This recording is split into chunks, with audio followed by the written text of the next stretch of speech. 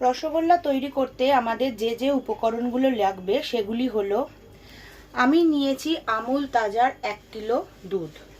এখানে আছে 1 কাপ চিনি। চিনির মেজারমেন্টটা আপনারা হয় 200 গ্রাম নাহলে 250 গ্রামের মতো নেবেন। আমি এখানে কেক বানানোর যে কাপগুলো হয় সেই কাপ অনুযায়ী নিয়েছি। এখানে আরও আছে 1 টেবিল চামচ চিনি, এটা আছে 1 টেবিল চামচ ময়দা, এটা আছে 1 পিঞ্চ বেকিং সোডা, আছে একটা 5 টাকা দামের গুঁড়ো দুধের প্যাকেট, আছে কেশর, 4টে এলাচ, ঘি আর আছে ভিনিগার। এর সাথে আছে জল এবং একটা সাদা কাপড়, যেটা এখানে দেখানো নেই। যখন তৈরি করব তখন দেখতে পাবেন জল আর সাদা কাপড়টি কোথায় আমি ব্যবহার করছি। প্রথমে আমরা দুধটা ভালোভাবে ফুটিয়ে নেব। দুধটা ভালোভাবে ফুটিয়ে নেওয়ার পর তারপরে গিয়ে আমরা ভিনিগারটা কিভাবে মেশাবো সেটা দেখাবো। দুধটা ফুটিয়ে নেওয়া পর্যন্ত একটু ধৈর্য ধরে অপেক্ষা করতে হবে। রসগোল্লা বানানোর জন্য দুধে যখন ফোটাবেন তখন যাতে দুধের সর না পড়ে তার জন্য মাঝে মাঝে হাতা দিয়ে নাড়িয়ে দেবেন। দুধের সর পড়লে কিন্তু ছানাটা ভালো হবে না, তাতে কিন্তু রসগোল্লা ফেটে যাওয়ার সম্ভাবনা থাকে।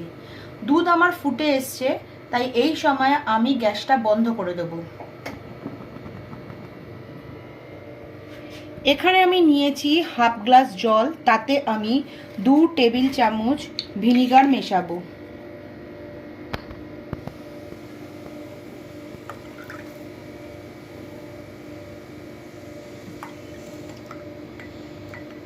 এইবার এই ভিনিগার মেশানো জলটা আস্তে আস্তে দুধের মধ্যে দিয়ে দুধটা ছানা কাটিয়ে নেব। এবার আস্তে আস্তে ভিনিগারের জলটা দিতে থাকবো।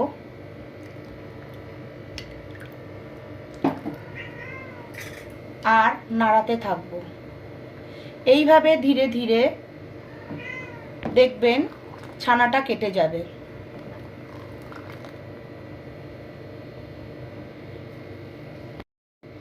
দেখুন আমাদের ছানাটা কেটে এসছে। এইবারে আমি ছানাটাকে ছেঁকে নেব।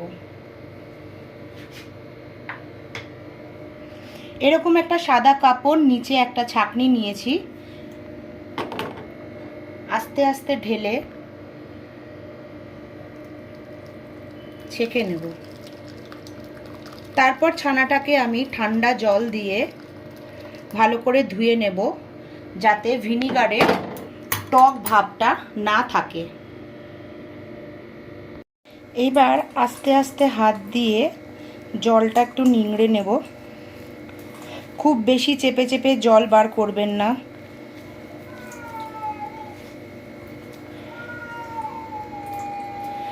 তারপরে এইভাবে ঘুরিয়ে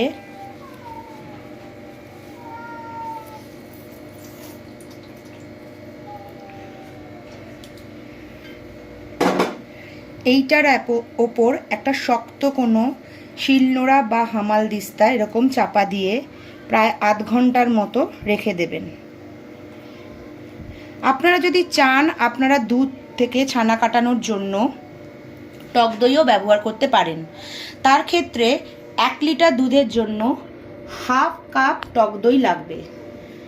তাতে আপনাদের আমি যে ভিনিগার দিয়ে ছানা কাটানোর পর যে ঠান্ডা জল দিয়ে ধুয়ে নিলাম, তখন আর সেটার কোনো প্রয়োজনীয়তা হবে না। আমাদের প্রায় 30-35 মিনিট হয়ে গেছে, ছানার জলটা ঝরে গেছে। এবারে ছানাটাকে হাত দিয়ে এরকমভাবে ভেঙে নেব।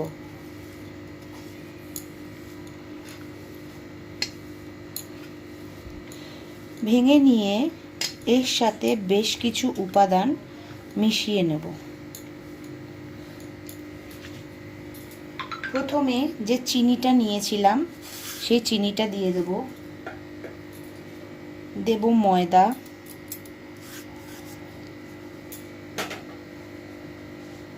1 চিমটে বেকিং সোডা, হাফ চা চামচ ঘি,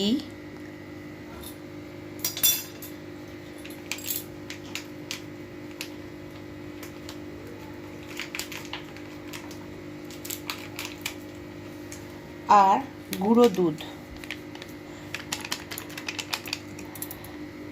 ভালো করে মিশিয়ে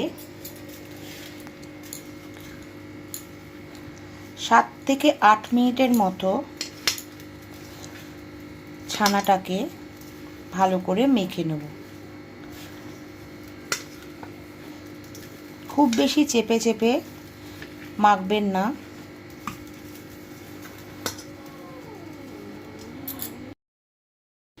ঘড়ি ধরে 7 থেকে 8 মিনিট, তার বেশি মাখবেন না। মেখে নিয়ে ফিরে আসছি আমরা। আমার 1 লিটার দুধের ছানা কাটিয়ে মিডিয়াম সাইজের আমি 11খানা রসগোল্লা তৈরি করব। এইভাবে আস্তে আস্তে গোল করে নেব। দেখুন কোথাও কোনো কিন্তু ক্র্যাক হয়নি, তার মানে আমার ছানা কাটানোটাও ভালো হয়েছে এবং আমি যে ছানাটা মেখেছি সেটাও কিন্তু ভালো হয়েছে। এইভাবে আমি একটা একটা করে ছানার বল তৈরি করে নেব। এদিকে আমার চিনির শিরাটা ফুটতে শুরু করেছে। আমি যখন ছানার বলগুলো জলের মধ্যে দেব তখন এক এক করে কিন্তু তৈরি করবেন আর ছাড়বেন, এরকম করবেন না। একেবারে সব ছানার বলগুলো তৈরি করে নিয়ে একসাথে আমি একটা একটা করে দিয়ে দেব। ছানা মাখতে মাখতে রস তৈরি করার জন্য কড়াইতে দিয়ে দিয়েছি 5 কাপ জল আর 1 কাপ চিনি। যে কাপে আমি চিনি মেপেছিলাম কেকের কাপে, সেই কাপ অনুযায়ী 5 কাপ জল দিয়েছি। এবার জলটাকে আমি ফুটতে দেব। চিনির জলটা আমার ফুটছে, শিরাটা, এর মধ্যে এলাচগুলোকে ভেঙে দিয়ে দিলাম। এবার একটা একটা করে ছানার বল আমি দিয়ে দেব।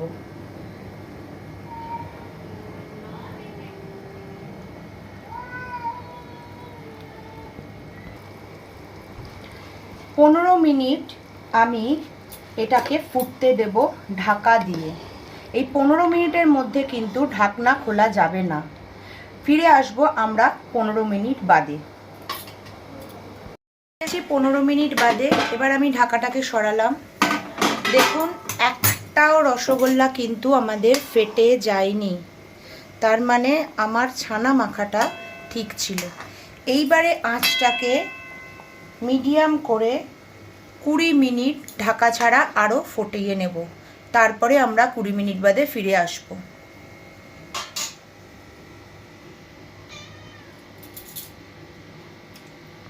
আমাদের রসগোল্লা তৈরি হয়ে গেছে। দেখুন রসগোল্লার কালারটা কিন্তু পুরো চেঞ্জ হয়ে গেছে। ছানার যে একটা সাদা ভাব থাকে সেই ভাবটা কিন্তু রসগোল্লায় নেই। এবার রসগোল্লাটা হয়েছে কিনা পারফেক্টলি সেটা জানার জন্য একটা রসগোল্লা নেব, নিয়ে একটা গ্লাস নিয়েছি, হাফের ওপর জল নিয়েছি, নিয়ে রসগোল্লাটা দিয়ে দেবো। যদি রসগোল্লাটা ডুবে যায় তাহলে বুঝবেন রসগোল্লাটা আপনার একেবারে পারফেক্টলি তৈরি হয়েছে। এবার এটিকে আমি ঠান্ডা করে আপনাদের সামনে পরিবেশন করব। রসগোল্লা আমাদের তৈরি হয়ে গেছে। আমি রসগোল্লার ওপর একটু কেশর দিয়ে পরিবেশন করেছি। আপনাদের যদি এই রেসিপিটা ভালো লাগে তাহলে অবশ্যই করে লাইক, কমেন্ট এবং শেয়ার করার অনুরোধ রাখলাম।